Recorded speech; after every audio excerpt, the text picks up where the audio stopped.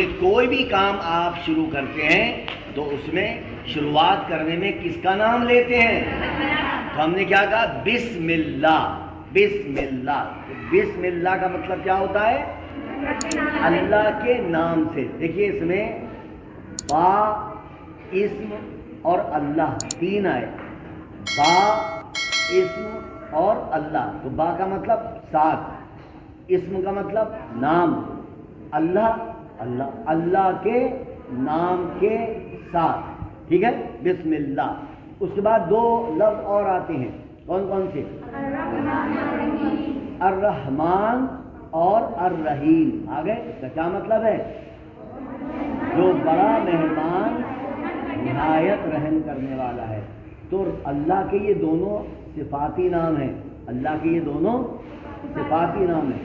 اللہ کا ایک نام رحمان بھی ہے اور ایک نام رحیم بھی ہے. دونوں ناموں میں فرق ہے. دونوں ناموں میں فرق ہے. کیا ہے؟ رحمان رحم کرنے والے کو کہیں گے اور رحیم بھی رحم کرنے والے کو کہیں گے. آپ جانتے رحم سے ہی تو رحمان اور رحیم بنا ہے. رحم. تو آپ بتائیے رحمان دنیا میں رحم کرے گا اور رحیم آخرت میں رحم کرے گا.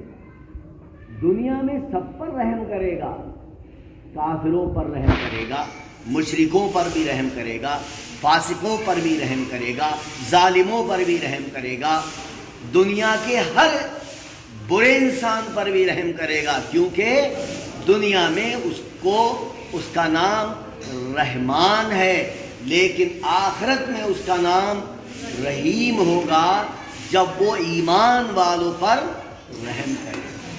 تو آخرت میں کس پر رحم کرے گا؟ ایمان والوں پر رحم کرے گا. اور دنیا میں کس پہ رحم کرے گا؟ سب پر رحم کرے گا، چاہے وہ اچھا ہو چاہے برا ہو. آپ نے دیکھا ہوگا جو نماز 5 وقت کی نہیں پڑھتا رزق اللہ اس کو بھی دیتا ہے. جو روزے نہیں رکھتا اللہ رزق اس کو بھی دیتا ہے.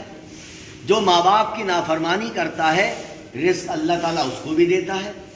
جو اپنے شوہروں کی نافرمانی کرتی ہیں عورتیں رزق ان کو بھی دیا جاتا ہے. تو اس کا مطلب برے کو بھی رزق ملے گا. یہ اللہ کا وعدہ ہے. تو اللہ تعالیٰ رحمان ہے کس پر؟ سب پر. اللہ تعالیٰ رحمان ہے کس پر؟ اور رحیم ہے کس پر؟ کہاں پر؟ آخرت میں. سمجھ میں آگے بات؟ اب ہم چلتے ہیں پہلی آیت الحمدللہ رب العالمین. اس کا مطلب کون بتائے گا؟ شاباش شاباش.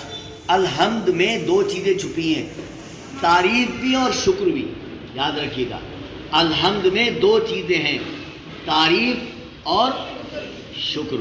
تو تمام تعریفیں تمام شکر کس کے لیے ہیں؟ اللہ کے لیے ہیں. پھر دوسری آیت کیا ہے؟ اسی میں اگلا ہے رب العالمین. یہ پوری آیت اب ہوئی. تو رب کا مطلب کیا ہوتا ہے؟ پالنے والا، کھلانے والا، ہمیں ہماری پرورش کرنے والا، جسے کہتے ہیں پالن ہار. کہتے نہیں؟ جسے کہتے ہیں پروردگار. کہتے نہیں کہتے؟ اور اس کے بعد عالمین. عالم میں فرق کیا ہے؟ عالم ایک عالم کو کہتے ہیں، عالمین تمام عالم کو کہتے ہیں. اب تمام عالم کون سے ہیں بھائی؟ یہ دنیا کا ایک عالم ہے، پانی کا ایک عالم ہے، ہوا کا ایک عالم ہے، زمین کے اندر کا ایک عالم ہے، اور آسمانوں میں پتہ نہیں کتنے عالم ہیں. یہ تمام عالم کا مالک کا رب کون ہے؟ اللہ ہے. پھر اس کے بعد ہم کیا کہتے ہیں؟ الرحمن الرحیم. یہ آپ نے بسم اللہ میں پڑھ لیا، یا آپ نے بسم اللہ میں پڑھ لیا، کیونکہ اس کے اندر بھی یہی آیا الرحمن الرحیم. بسم اللہ الرحمن الرحیم. تو یہاں پر جو دوسری آیت وہ کیا ہے؟ الرحمن الرحیم. پھر اس کے بعد آپ نے کیا پڑھا؟ اب اس میں کتنے ورڈ آئے؟ 3. کون کون سے؟ شاباش. مالک، یوم اور دین. دیکھیے دن اور دین میں فرق ہوتا ہے. دین یعنی بدلے کا، دین بدلے کا. یوم دن، ڈے یعنی دن کا. وہ دن کون سا ہوگا؟ مالک ہے. کس دن کا؟ بدلہ دنیا میں ملتا ہے؟ نہیں. مکمل بدلہ دنیا میں نہیں ملتا. مکمل بدلہ دنیا میں نہیں ملتا. کہاں ملے گا؟ آخرت میں. ایک ظالم نے کسی مظلوم کی جان لے لی اور اسے چھوڑ دیا گیا. جج کیونکہ اس کا اپنا تھا، رشوت دی، چھوڑ دیا گیا. تو جس مظلوم کی جان لی تھی اس کا بدلہ تو نہیں ملا دنیا میں. اسے کہاں ملے گا؟ یہ اسی لیے اللہ تعالیٰ بدلہ پورا دے گا. پورا بدلہ دیا جائے گا اسے، چاہے ظالم ہو چاہے مظلوم ہو، یعنی جس پر ظلم کیا گیا ہو. ایاک نعبد و ایاک نستعین. اس کا کیا مطلب ہے؟ ایاک نعبد و ایاک نستعین. ہم صرف تیری ہی عبادت کرتے ہیں، تیری سے مدد چاہتے ہیں. ایاک ورڈ اگر آ جائے تو پھر خالص عبادت اللہ کی ہوگی. ایاک کا مطلب ہوتا ہے صرف. اور اگر ایاک یہاں سے ہٹا دیا جائے تو پھر عبادت کسی اور کی بھی ہو سکتی ہے. اور نستعین سے پہلے جو ایاک ہے اگر اسے ہٹا دیا جائے تو مدد کسی اور سے بھی مانگ سکتے ہیں. لیکن جب ایاک یہ جو لفظ آ گیا ایاک، تو اب یہاں پر کیا ہے؟ صرف اللہ کی عبادت اور صرف اللہ سے مدد، اور کسی سے مدد اور کسی کی عبادت نہیں. اہدنا الصراط المستقیم. کیا مطلب ہے اس کا؟ ہمیں ہدایت دے. کس راستے کی؟ مستقیم کا مطلب ہاں. تو سیدھا راستہ کون سا ہے؟ کس نے بتایا ہمیں سیدھا راستہ؟ اللہ نے اور اس کے رسول صلی اللہ علیہ وسلم. ٹھیک ہے. اور وہ سیدھا راستہ آگے ہم کیا کہہ رہے ہیں؟ صراط الذین انعمت علیہم. پتہ چلا کہ وہ راستہ کون سا ہوگا؟ انعام یافتہ لوگوں کا راستہ. کس کا؟ تو اللہ تعالیٰ نے کن لوگوں پر انعام کیا؟ کون بتائے گا؟ ہاں، اللہ نے کن لوگوں پر انعام کیا؟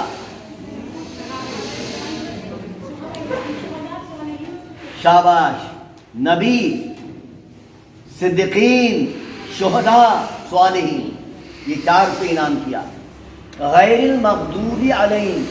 اور پھر ہم اللہ سے یہ بھی کہہ رہے ہیں کہ اے اللہ اس راستے سے بچا لینا جس پر تیرا غضب ہوا، جو راستے سے بھٹک گئے.